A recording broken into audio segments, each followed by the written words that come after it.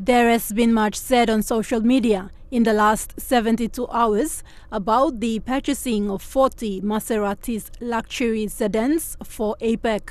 The first consignment of the 20 sedans was flown into Jackson's International Airport on Sunday, and the second 20 landed yesterday. Minister responsible for APEC, Justin Tkatchenko, in a media statement yesterday afternoon said, having the vehicles paid for by the private sector is the smartest way to have use of the vehicles for APEC and at no overall cost to the state. We asked the Prime Minister about it when we caught up with him in late today. Like many other international events that we have hosted in the past 40 years, there has always been arrangement whereby the private sector will buy those vehicles so that it saves government money, and then the private sector will take ownership of the vehicles after the events are finished.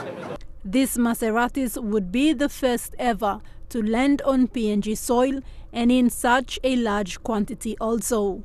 But who the proud owners are is still a mystery.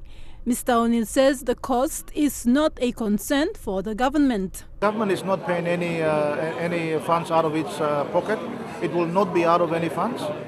By way of background, the idea of importing expensive vehicles for the purpose of hosting APEC leaders summits have been practiced in host countries before.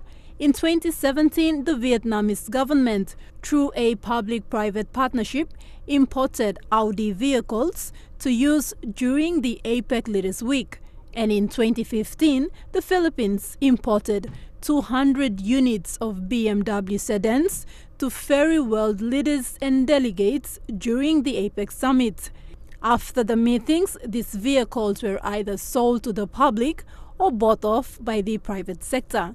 And this may be the case for the 40 Maseratis now in Port Moresby. We have tried our best to minimize the cost, use donor agencies to build our infrastructure, and I think that's a smart way of hosting an international event that is going to expose our country and build confidence for our business and investment in our country.